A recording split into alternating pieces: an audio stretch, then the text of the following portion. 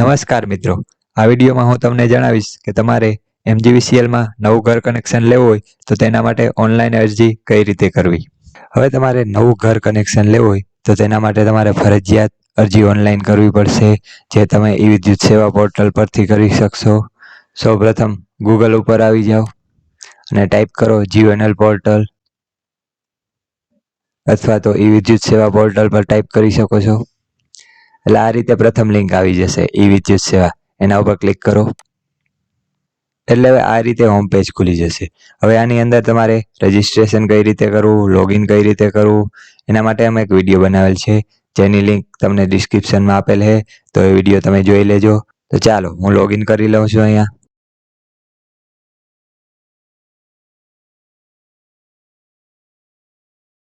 તો હવે લોગિન કર્યા બાદ આ રીતે સ્ક્રીન આવશે, જેમાં તમે ઘણી બધી સુવિધાઓનો લાભ ઓનલાઈન લઈ શકશો।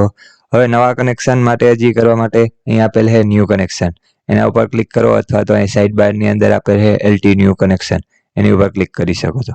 તો ચાલો ક્લિક કરી લે ન્યૂ કનેક્શન। એટલે હવે ન્યૂ ટેબની અંદર આ રીતે ખુલશે, જેની અંદર 5 સ્ટેપ આવશે: applicant detail, load entry, document upload, A1 form download, disclaimer, exceptions and payment. આ 5 સ્ટેપ કમ્પ્લીટ કરી અને તમે તમારી ઓનલાઈન અરજી કરી શકશો। તો ચાલો સ્ટેપ બાય સ્ટેપ જાણીએ।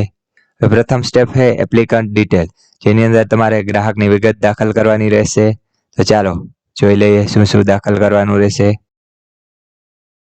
જેની અંદર પહેલું છે કન્ઝ્યુમર ટાઈપ, તેની અંદર 3 ઓપ્શન આપેલ છે: ગવર્મેન્ટ ઓર્ગેનાઇઝેશન, પ્રાઇવેટ ઓર્ગેનાઇઝેશન અને ઇન્ડિવિજ્યુઅલ। અહીં આપણે ઘર માટે અરજી કરી રહ્યા છીએ એટલે આપણે ઇન્ડિવિજ્યુઅલ સિલેક્ટ કરવાનું રહેશે। બીજું છે કેટેગરી, જેની અંદર તમારે કયા કેટેગરીનું કનેક્શન લેવું હોય તે તમારે સિલેક્ટ કરવાનું રહેશે। આપણે ઘર માટે લઈ રહ્યા છીએ એટલે રેસિડેન્શિયલ સિલેક્ટ કરવાનું રહેશે। પછી આવશે ટાઇટલ, જેની અંદર જે પણ તમારે લાગુ પડતું હોય તે તમારે સિલેક્ટ કરવાનું રહેશે, મિસ, મિસ્ટર, મિસિસ વગેરેમાંથી કોઈ પણ એક।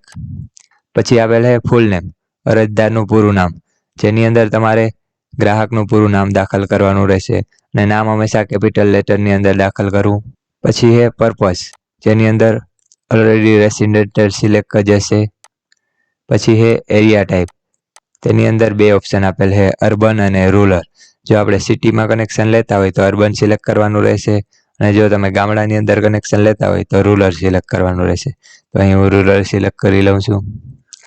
પછી આપેલ છે લેન્ડ પ્રોપર્ટી એરિયા લોકેશન, જેની અંદર પણ 2 ઓપ્શન આપેલ છે। પેલું છે ગામ તળ નોન એજી, એટલે કે જો આપણે ગામ અથવા સિટીની અંદર જ કનેક્શન લેતા હોય તો પેલું ઓપ્શન સિલેક્ટ કરવાનું રહેશે। બીજું ઓપ્શન છે આઉટસાઇડ ગામ તળ, એટલે કે ગામની બહાર અથવા સિટીની બહાર આપણે વાડીએ જો ઘરનું કનેક્શન લેવું હોય તો તેના માટે આઉટસાઇડ ગામતળ સિલેક્ટ કરવાનું રહેશે। તો અહીં હું ગામતળ નોન એજી સિલેક્ટ કરી લઉં છું। પછી છે લોકેશન ડિટેલ, એટલે કે નિયરેસ્ટ ડિટેલ, એટલે કે તમારા બાજુવાળાના ગ્રાહક નંબર અહીં દાખલ કરવાના રહેશે, જેની ઉપરથી તમારી સબ ડિવિઝન ઓફિસ નક્કી થશે કે તમારું કનેક્શન કયા ઓફિસની અંદર આવે છે। તો તમારા બાજુવાળાના 11 આંકડાના ગ્રાહક નંબર તમારે અહીં દાખલ કરવાના રહેશે। પછી આપેલ છે કનેક્શન એડ્રેસ, જેની અંદર તમારે તમારું એડ્રેસ દાખલ કરવાનું રહેશે, જેમ કે એડ્રેસ લાઇન 1, એડ્રેસ લાઇન 2 ની અંદર તમારું એડ્રેસ દાખલ કરવાનું રહેશે। પછી સ્ટેટ, તમારું રાજ્ય, પછી ડિસ્ટ્રિક્ટ એટલે કે તમારો જિલ્લો સિલેક્ટ કરવાનો રહેશે। પછી અહીંયા આપેલ છે તમારો તાલુકો સિલેક્ટ કરવાનો રહેશે। પછી સિટી અથવા વિલેજ, એટલે કે તમારું ગામનું નામ અથવા તમારા શહેરનું નામ અહીં સિલેક્ટ કરવાનું રહેશે। પછી તમારો પિનકોડ અહીં દાખલ કરવાનો રહેશે।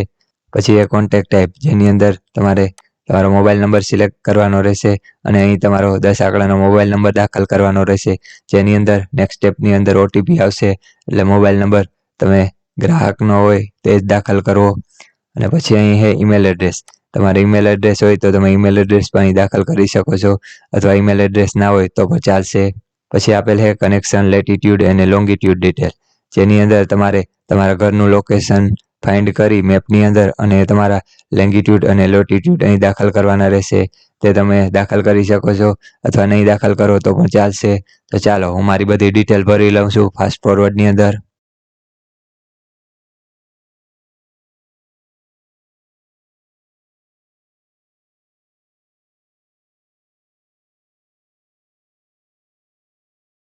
હવે ઉપર મુજબની ડિટેલ દાખલ કરી લીધા બાદ નીચે આપેલ બટન પ્રોસીડ ઉપર ક્લિક કરો, એટલે હવે આ રીતે બીજું સ્ટેપ આવી જશે લોડ એન્ટ્રી, જેની અંદર તમારે તમારા લોડની એન્ટ્રી કરવાની રહેશે. સૌપ્રથમ આપેલ છે ઓટીપી વેરિફિકેશન. આની અંદર તમે જે પણ ઈમેલ એડ્રેસ અને જે પણ મોબાઈલ નંબર દાખલ કરેલ હશે તેની અંદર ઓટીપી આવશે. તે તમારે ઓટીપી દાખલ કરી અને સબમિટ ઓટીપી પર ક્લિક કરવાનું રહેશે. ચાલો મોબાઈલ નંબરની અંદર જોઈ લે ઓટીપી આવેલ છે. ઓટીપી દાખલ કરી લીધા બાદ નીચે આપેલ બટન સબમિટ ઓટીપી પર ક્લિક કરો. એટલે આ રીતે તમારો ઓટીપી સબમિટ થઈ જશે. તે પછી તમારે જેટલા લોડનું કનેક્શન લેવું છે તે તમારે લોડની વિગત દાખલ કરવાની રહેશે. જેમાંથી નીચે આપેલ છે ડ્રોપ ડાઉન, તેની અંદર આવી જાઓ અને સિલેક્ટ કરી લ્યો અધર 1. બાજુમાં આપેલ છે યુનિટ વેલ્યુ, એની અંદર 1 kVA ઓલરેડી સિલેક્ટેડ હશે અને બાજુમાં છે ક્વોન્ટિટી, તેની અંદર તમારે જેટલા લોડનું કનેક્શન લેવું હોય તે લોડ અહીં દાખલ કરવાનો રહેશે. જેમ કે 1 kW, 1.5 kW, 2 kW, જેટલાનું લેવું હોય તે તમારે અહીં દાખલ કરવાનું રહેશે. હું અહીં 1.5 kW દાખલ કરી રહ્યો છું. લોડ દાખલ કરી લીધા બાદ ટેપ બટન દબાવો એટલે નીચે આ રીતે તમારી વેલ્યુ આવી જશે બધી ટોટલ kW. તેની અંદર તમારે વેરીફાઈ કરી લેવું કે કેટલું કનેક્શન એ દાખલ કરેલ વેલ્યુ છે તે જ અહીં આપેલ છે કે નહીં. તો આ રીતે તમે તમારા લોડની વિગત દાખલ કરી શકો છો. આ રીતે લોડની વિગત દાખલ કરી દીધા બાદ નીચે આપેલ બટન સબમિટ ઉપર ક્લિક કરો. એટલે હવે પછી આ રીતે ત્રીજું સ્ટેપ આવે ડોક્યુમેન્ટ અપલોડ, જેની અંદર તમારે બધા જરૂરી ડોક્યુમેન્ટ અપલોડ કરવાના રહેશે. તો ચાલો જાણીએ. હવે તમારે જાણવું હોય કે નવા ઘર કનેક્શન માટે કયા કયા ડોક્યુમેન્ટ જોશે, તો તેના માટે અમે એક વિડીયો બનાવેલ છે જેની લિંક ઓલરેડી ડિસ્ક્રિપ્શનની અંદર આપેલ છે. તો એ વિડીયો ત્યાં જઈને જોઈ લેજો કે નવા કનેક્શન માટે કયા કયા ડોક્યુમેન્ટની જરૂર પડશે. તો ચાલો જાણી લઈએ. સૌપ્રથમ ફોટોગ્રાફ, જેની અંદર તમારે ગ્રાહકનો ફોટો અપલોડ કરવાનો રહેશે, જેની સાઇઝ 20 KB ની અંદર હોવી જોઈએ અને ફોર્મેટ .jpg હોવું જોઈએ. બીજું છે સિગ્નેચર, જેની અંદર તમારે ગ્રાહકની સહી અપલોડ કરવાની રહેશે. જેમાં તમે કોળા કાગળની અંદર ગ્રાહકની સહી કરી અને તેનો ફોટો પાડી તે અહીં ફોટો અપલોડ કરવાનો રહેશે, જેની સાઇઝ 20 KB હોવી જોઈએ અને ફોર્મેટ .jpg હોવું જોઈએ. પછી ત્રીજું છે આઈડેન્ટિટી પ્રૂફ, જેની અંદર તમારે ગ્રાહકનો ફોટો આઈડી કાર્ડ અપલોડ કરવાનું રહેશે. કોઈ પણ એક, જેમ કે આધાર કાર્ડ છે, પાન કાર્ડ છે, પાસપોર્ટ, ડ્રાઇવિંગ લાયસન્સ વગેરેમાંથી એક તમારે અપલોડ કરવાનું રહેશે અહીં, અને જેનું ફોર્મેટ .pdf હોવું જોઈએ. પછી ચોથું છે પ્રૂફ ઓફ ઓનરશિપ, જેની અંદર તમારે જગ્યાની માલિકીનો પુરાવો અપલોડ કરવાનો રહેશે. જેમ કે વેચાણ દસ્તાવેજ છે, વેરા પહોંચ છે, પ્રોપર્ટી કાર્ડ છે. જો ખેતીવાડીમાં કનેક્શન લેતા હોય તો 7/8 છે. તેમાંથી કોઈ પણ એક અહીં તમારે અપલોડ કરવાનું રહેશે. પાંચમું છે authorization document in case of firm or company, એટલે કે જો તમે કંપની છે અથવા સરકારી કનેક્શન લેતા હોય તો તેના માટે ઓથોરાઇઝેશન લેટર હોય તે લેટર અહીં અપલોડ કરવાનો રહેશે. અહીં આપણે ઘર માટે લઈ રહીએ છીએ એટલે અહીં કંઈ આપણે અપલોડ કરવાની જરૂર નથી. છઠ્ઠું છે અધર ડોક્યુમેન્ટ્સ, એટલે કે તમારે બીજા કોઈ પણ ડોક્યુમેન્ટ અપલોડ કરવાની જરૂર પડે તો તમે અહીં અપલોડ કરી શકો છો. જેમ કે સંમતિ પત્ર છે વગેરે. કોઈ પણ બીજા ડોક્યુમેન્ટ હોય તો તમે અધર ડોક્યુમેન્ટની અંદર અપલોડ કરી શકો છો. પછી સાતમું છે ટેસ્ટ રિપોર્ટ, જે તમારે હાલ અપલોડ કરવાની જરૂર નથી, તમે પાછળથી અપલોડ કરી શકો છો અથવા તો ડાયરેક્ટ તમારી ઓફિસે સબમિટ કરી શકો છો. નીચે 2 ઇન્સ્ટ્રક્શન આપેલ છે, જેમ કે photograph and signature must be in .jpg, એટલે કે ફોટોગ્રાફ અને સિગ્નેચર તમે જે અપલોડ કરશો તે .jpg ફોર્મેટ હોવું જોઈએ. અને બીજી છે all document must be in PDF format end up to 5 MB, એટલે કે તમે જે પણ ડોક્યુમેન્ટ અપલોડ કરશો, જેમ કે આઈડેન્ટિટી પ્રૂફ ઓફ ઓનરશિપ અથવા અધર ડોક્યુમેન્ટની અંદર તેની સાઇઝ 5 MB ની અંદર હોવી જોઈએ અને ફોર્મેટ .pdf હોવું જોઈએ. તો ચાલો હું મારા બધા ડોક્યુમેન્ટ અપલોડ કરી લઉં છું ફાસ્ટ ફોરવર્ડમાં.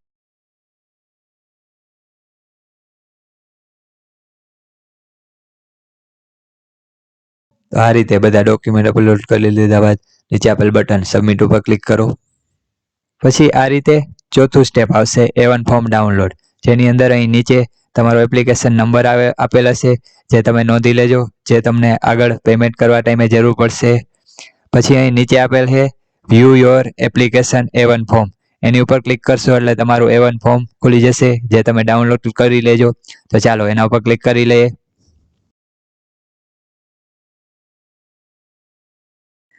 એટલે આ રીતે નવા ટેબની અંદર તમારું A1 ફોર્મ ખુલી જશે, જે તમે અહીં ઉપર આપેલ બટન ડાઉનલોડ ઉપર ક્લિક કરી અને તમે ડાઉનલોડ કરી શકશો. તો ચાલો ક્લિક કરી લઈએ ડાઉનલોડ બટન ઉપર. એટલે આ રીતે તમારે પાસે લોકેશન માંગશે કે ક્યાં તમારે A1 ફોર્મ સેવ કરવું છે.